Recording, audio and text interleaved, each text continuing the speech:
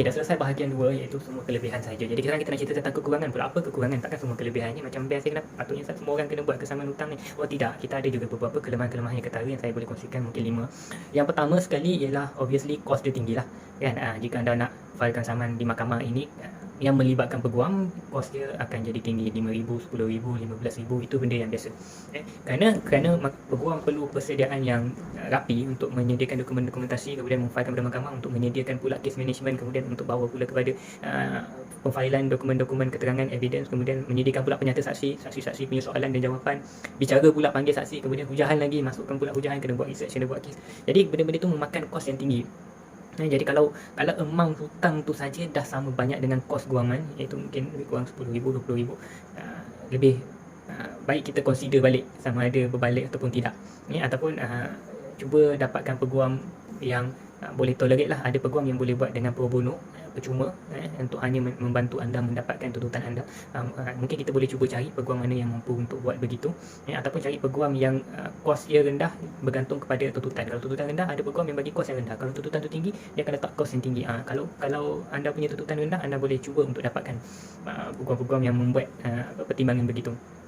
Jadi kosnya memang tinggi, jadi kita kena ambil kira. Tapi kalau anda punya tuntutan itu bawah 5,000, anda boleh memfilekan sendiri sebenarnya, tidak perlu melibatkan peguam. Dia ada isi borang, dan anda akan sediakan penyata tuntutan dan rit saman. Peguam mungkin boleh tolong tunjukkan contoh apa rit saman, dan ada dalam borang juga.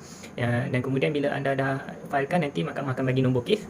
Mahkamah akan panggil anda untuk memberi keterangan, cerita sikit pada mahkamah apa yang sebenarnya anda tuntut, apa yang jadi. Jadi pihak yang penghutang pun kena datang untuk cerita. Biasanya hari yang sama anda akan dapat keputusan lah. Ini hanya untuk tuntutan yang bawah 5,000, dipanggil tuntutan kecil, ya. Jadi ini juga dibenarkan dalam mahkamah tanpa peguam. Ini anda boleh ambil kira. Tapi selain daripada amount yang bawah 5,000, kalau amount dia dah sampai 5,100, 6,000, 7,000, semuanya kena pergi melalui peguam. Kena filekan saman seperti biasa. Amount tuntutan kecil, nak filekan saja RM20, sebab kita akan filekan sendiri tanpa bantuan peguam. Tapi bila dah melibatkan peguam, dia dah jadi nak filekan tu saja dah RM100, RM200 atau RM400, bergantung pada mahkamah mana yang kita kena tuntut. Okay, so kos tu antara satu kelemahan yang besar. Kemudian kelemahan yang kedua pula, selain daripada kos, ia juga mengambil masa yang lama. Ada kes yang sampai setahun, ada kes yang sampai 2 tahun.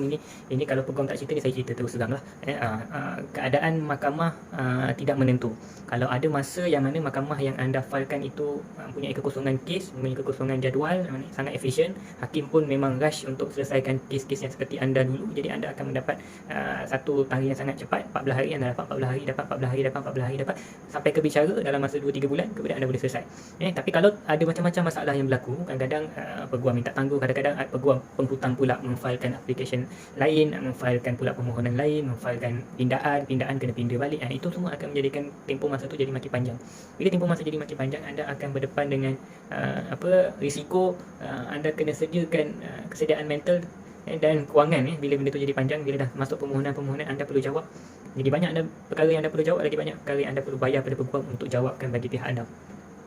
So benda-benda begini adalah benda yang sangat tidak menentu. Jadi bila masa dia panjang sampai ke penangguhan, apatah lagi sekarang ni dengan keadaan macam contohnya COVID, kan, ini perkara yang tidak dijangka. Contohnya mungkin banjir, contohnya mungkin macam-macam lagi perkara yang boleh timbul, sistem down, hakim juga mungkin ada isu kesihatan, peguam ada isu kesihatan. Jadi ini semua perkara yang akan jadikan proses itu makin panjang, So jadi kita perlu ambil kira juga bila kita nak filekan saman ni, adakah masa itu urgent bagi kita. Kalau tidak, kita boleh spend untuk dapatkan juga tuntutan regardless berapa banyak masa yang dia akan ambil, kita akan lawan sampai habis. Maka kita, unless kita bersedia begitu, masa akan menjadi cabaran besar pada kita. Kelemahan yang ketiga, ini memang biasa masalah yang berlaku dalam kebanyakan klien yang datang lah. Bila kita nak tuntut hutang ni, kita tak sediakan dokumen yang lengkap untuk simpan bukti-bukti kita. Sebab waktu kita bagi dia pinjam, kita percaya, jadi kita akan pinjam secara mulut, cakap-cakap saja. Ataupun kita nak jual barang, kita bagi je barang tu dulu kat dia. Kita tak sediakan order, tak sediakan invoice, tak ada tanda tangan siapa yang order, siapa yang invoice, setuju tu tidak dengan harga ni, apa semua. So jadi benda-benda macam itu menjadikan dokumentasi tu makin complicated. Bila dokumentasi tu, dia menambah risiko untuk mungkin kita tak dapat pun tuntutan ni. Jadi boleh jadi kita tak cukup solid lah bercakap, tak clear cut. Dan mana peguam kena lawan sampai ke keluarkan semua saksi yang kita ada yang boleh menyokong betul memang ada hutang yang begitu wujud dan tertunggak yang masih tidak dibayar. kan. Ada yang tak simpan rekod orang bayar berapa, jadi sekarang dah jadi tak sure dia bayar ke tidak, dia bayar berapa, bila dia bayar, macam mana dia bayar. Semua benda tu menjadikan dokumentasi kita sedikit berterabur, dan bila berterabur kita boleh gagal dalam tuntutan yang kita sedang filekan di mahkamah ini, sebab hakim juga akan ambil kira sejauh mana tuntutan kita ni betul. Sejauh mana kita boleh buktikan kita ni memang layak menuntut jumlah sebanyak yang kita cakap tu dalam saman kita. So kelemahan dia ialah jika anda tidak mempunyai dokumentasi yang cukup kuat, anda perlu menyediakan bukti-bukti keterangan lain yang lagi mencabar lah untuk peguam sediakan, untuk peguam susunkan untuk anda. Tapi apa-apa pun jangan bimbang, kalau wujud apa-apa jenis hutang, sama ada dokumen atau tidak, benda tu masih boleh menang, dan banyak kes yang memang menang. Selagi dia tak boleh nak nafikan memang dia ambil barang, servis ataupun duit dan dia tak bayar balik, dan kita ada keterangan-keterangan lain yang boleh menyokong, tak semestinya kena ada dokumen. Cuma bila tak ada dokumen, dia akan jadi makin panjang. Seperti kita cakap tadi, jadi kos dia pun akan, masa dia akan ambil masa yang lama, kos dia pun akan jadi kos yang tinggi, sebab kita sendiri tidak membuat persediaan awal untuk menyediakan dokumentasi daripada awal. Walau apa-apa pun, sila dapatkan nasihat peguam, kerana peguam sendiri yang akan lihat sejauh mana, dan peguam sendiri akan membantu anda menyediakan apa-apa sokongan lain yang boleh membantu anda. Ni kelemahan keempat ni, mungkin kadang-kadang ada kita tanya peguam, kadang-kadang kita pun tak tanya clear-clear, peguam kadang terlepas pandang, terlupa nak bagi tahu. Ada risiko yang mana bila orang kita saman, kita menang sampai ke tahap kita dapat penghakiman, kita nak bankruptkan dia dah, tapi dia tetap tak ada duit. Bila kita check memang aset dia tak ada, kita buat garnishment ni kita buat satu proses yang kita pergi ke bank, kita ambil akaun dia, apa dalam akaun dia semua bagi kat kita setakat amount yang kita nak minta, yang kita dah menang di mahkamah lah, kan. Kita pergi ke bank, tengok akaun dia memang tak cukup, memang tak ada apa-apa sangat pun, kan. So kita dapatlah berapa puluh ringgit, kan. Ini kita pergi pada tengok aset dia pula, tak ada rumah, tak ada kereta, tak ada. Jadi ada kemungkinan anda dah menang, dah dapat penghakiman, tapi tak tentu lagi anda akan dapat betul-betul amount yang dituntut. Paling-paling pun anda boleh bankruptkan dia tak boleh membuat macam-macam perkara lah bila dia jadi bankrupt, kan. Tapi bila dia dapat duit, dia kena bayar sikit-sikit kat kita. Kalau lama sangat, mungkin sampai ke sudah lah kita tak dapat, mungkin Allah alam lah, kita kena halalkan macam mana. Tapi isu dia ialah, sebelum kita filekan saman, pastikan anda tanya peguam anda, bagaimana saya nak semak orang ni ada aset atau tidak, orang ni mampu bayar atau tidak, sejauh mana kemampuan dia yang masih ada, kan. Ada cara-cara yang kita boleh sebenarnya tengok dia ni sebenarnya risiko dia tinggi atau tidak untuk dia tak boleh bayar kalau kita menang pun, kan. Jadi itu kita kena hati-hati lah. Kadang-kadang mahkamah akan hanya memberikan apa yang layak anda dapat. Hak anda ialah dapat 100,000 yang dituntut contohnya, tapi mahkamah tak ada kuasa untuk pastikan orang tu ada 100,000 untuk bayar. Itu di luar bidang kuasa mahkamah. Itu bergantung pada risiko anda sendiri sebelum anda memfilekan saman.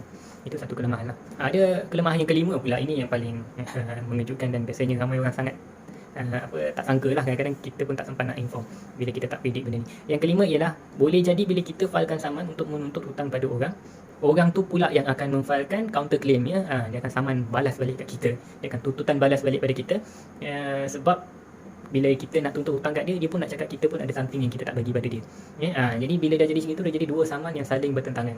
Kita akan tengok di mahkamah, saman siapa yang lagi kuat akan menang, ataupun dua-dua saman betul, jadi kita akan tolak plus minus, balance jadi berapa, siapa yang kena bayar. So jadi antara kelemahan, kenapa ini ada kelemahan, dia tak baik-baik, dia tak ada apa-apa saman kepada kita, tiba-tiba bila kita dah mulakan saman pada dia pula terfikir nak saman kita sebab kita pun buat silap dengan dia. Jadi kita pun kena saman juga. Baik-baik kita dah tutup cerita dengan dia, kita membuka cerita, dua-dua kena. Okay. Ini selalu berlaku bila klien datang jumpa peguam, dia cerita part dia je, dia tak cerita part orang tu betul, dia cerita semua dia betul. Yang peguam pun kita tak boleh nak paksa orang cerita, kita hanya boleh dengar sekadar mana yang orang tu jujur dengan kita, kemudian kita advise lah, memanglah kalau itu yang berlaku, anda boleh saman dan anda akan menang. Sebab kita tengok fakta-fakta ni, this is a very clear cut case, kan. Bila kita dah filekan saman, tiba-tiba dia tu saman kita balik, barulah klien datang, oh sebenarnya saya yang lambat bagi benda ni, saya yang lambat bagi benda ni, saya tak tahu pula dia rugi, saya tak tahu pula dia yang terjejas apa semua. Tak boleh lah, dah kita dah saman baru you nak bagi tahu benda ni, sekarang kita dah kena counter saman, kita nak jawab macam mana, kan. So sekarang ini isu dia, kita kena ambil kira, kalau boleh bila jumpa peguam, sebelum apa-apa saman, tak kira lah hutang ke, saman lain ke, saman maju ke, cerita segala cerita yang akan memberi kesan kepada kes. Tak beri kesan tak apa, you boleh cerita, peguam akan dengar semua benda, sebab peguam yang akan nilai whether that thing sama ada dia akan menjejaskan ataupun tidak, dia berkait atau tidak. Make sure anda tidak sembunyikan apa-apa, kerana ini salah satu kelemahan. Mahkamah akan terima segala bentuk tuntutan walaupun anda yang mulakan saman. Kalau orang yang ada saman tu pun nak tuntut kat anda, mahkamah akan bagi, sebab mahkamah adil. Mahkamah akan tengok siapa-siapa yang ada hak yang terjejas, mahkamah akan bagi hak tu pada dia. Jadi kita kena faham, mahkamah takkan pilih side. Kalau kita saman dia, kenapa tak mahkamah tengok kita, kenapa mahkamah nak tengok dia, sebab kita yang saman dia. Tak, mahkamah tengok semua orang. Ada orang plaintiff saman defendant, third party datang untuk nak menuntut pun, tu pun mahkamah bagi. So macam-macam perkara boleh berlaku bila kita mulakan saman. Jadi sila pastikan kita faham keadaan kita dan keadaan orang yang kita nak saman sebelum kita mulakan saman. bahawa kita dapat tahu sejauh mana risiko ni berlaku. Ini bukan kelemahan mahkamah lah pada saya. Memang mahkamah memang kena adil dengan semua orang kan. Tapi ni kelemahan kita bila kita nak menuntut menggunakan saman. Okey, itu saja untuk topik kali ini. Jadi jika anda rasa ini bermanfaat, anda boleh like dan juga subscribe. Dan kalau anda rasa kawan anda perlu tahu, boleh share pada rakan-rakan lain supaya semua orang faham kita ada hak untuk menuntut. Tapi bukan ini saja cara menuntut hutang, ini salah satu saja. Ini salah satu cara yang menggunakan mahkamah sivil. Ada banyak lagi cara-cara yang saya tidak kupas dalam video ni lah. Jadi jika anda rasa benda ni bermanfaat, boleh kongsikan, dan juga apa-apa pun tindakan, sila dapatkan nasihat peguam. Terima kasih.